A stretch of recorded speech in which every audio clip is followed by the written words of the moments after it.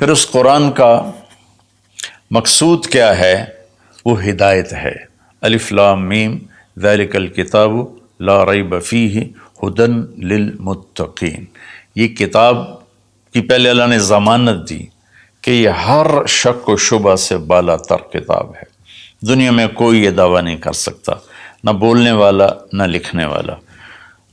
انبیاء کے سوا بڑے سے بڑا علامہ ہو بولنے میں خطا کھائے گا، بڑے سے بڑا علامہ ہو لکھنے میں خطا کھائے گا، صرف میرے رب کا انبیاء اور میرے رب کا کلام ہر خطا سے پاک ہے۔ تو یہ کس لیے ہے؟ ھدی للمتقین، یہ ہدایت ہے۔ ہدا یہ جو کہ عربی زبان ان کی تھی، تو اللہ تعالیٰ نے انہی کی، سبحان اللہ، انہی کے استعمال کے مطابق جب قرآن کو اتارا تو وہ ہل کے رہ گئے۔ ہدا ویسے تو کہ سیدھا راستہ، لیکن ہدا اس چٹان کو کہتے ہیں جو سمندر میں ابھری ہوئی ہو، پانی سے باہر نکلی ہوئی۔ سمندر کے اندر بے شمار پہاڑ ہیں جو ہمارے زمینی پہاڑوں سے زیادہ ہیں، تو کہیں کہیں وہ اوپر نکل آتے ہیں، اور ان پر جب سورج کی چمک پڑتی ہے تو وہ چوٹیاں روشن ہو جاتی ہیں۔ اس روشن چوٹی کو عرب جب سفر کرتے تھے یا دوسرے بھی جب بحری سفر کرتے تھے تو ان کو نشانی بناتے تھے کہ یہ پہاڑ کی چوٹی فلاں جگہ کا پتہ بتاتی ہے، یا سمجھیے جدہ کا پتہ بتاتی ہے، یہ یمبو کا پتہ بتاتی ہے، یہ خلیج عقبہ کا پتہ بتاتی ہے۔ ایک مثال دے رہا ہوں۔ تو ہدا اس پہاڑ کی چوٹی کو کہتے ہیں جس کو دیکھ کر بحری جہاز اپنی سمت اور راستے کو صحیح کرتے تھے اور منزل تک پہنچتے تھے۔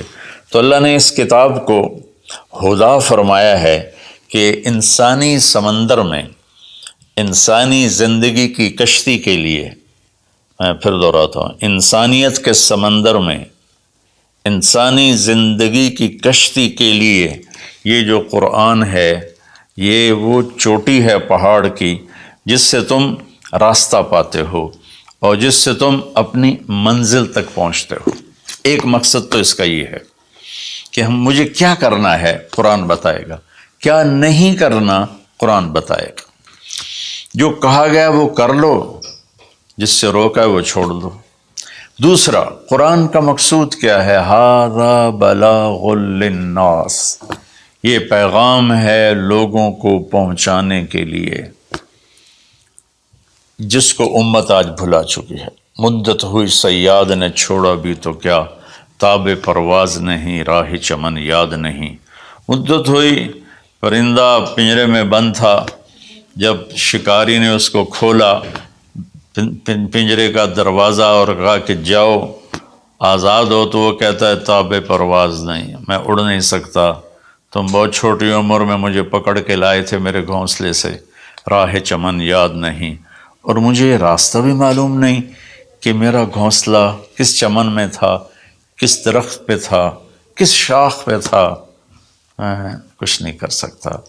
اس وقت امت خواہشات کے پنجرے میں اس طرح بند ہوئی ہے کہ راہ چمن یاد نہیں، تاب پرواز نہیں، راہ چمن یاد نہیں، کہ اللہ تعالیٰ نے ہمیں یہ سورہ ابراہیم کے آخر میں ھذا بلاغ للناس، یہ لہجہ ہے قرآن کا، یہاں ھذا بلاغ للناس، یہ پیغام ہے لوگوں کو پہنچانے کے لیے، وَلِيُنذَرُوا بِهِ، تاکہ انہیں خبردار کیا جا سکے، وَلِيَعْلَمُوا، تاکہ وہ جان لیں، أَنَّمَا هُوَ إِلَٰهٌ وَاحِدٌ وَلِيَذَّكَّرَ أُولُو الْأَلْبَابِ، کہ ایک ہی اللہ ہے، ایک ہی معبود ہے، ایک ہی الہ ہے، ایک ہی مدد کے قابل، ایک ہی پکارے جانے کے قابل، ایک ہی ہے جس کو پکارنا بھی ہے، بلانا بھی ہے، مانگنا بھی ہے، جھولی بھی پھیلانی ہے۔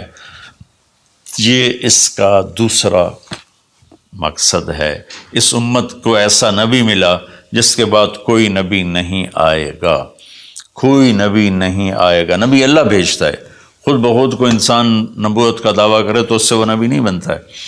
تو نبی اللہ بھیجتا ہے اور اللہ پسند کرتا ہے، تو ہمارے نبی آخری ہیں، لہٰذا اس کتاب کا پیغام دنیا کو پہنچانا ہم سب کے ذمہ ہے کہ ہم انہیں بتائیں کہ بھائیو آگے ایک زندگی آ رہی ہے۔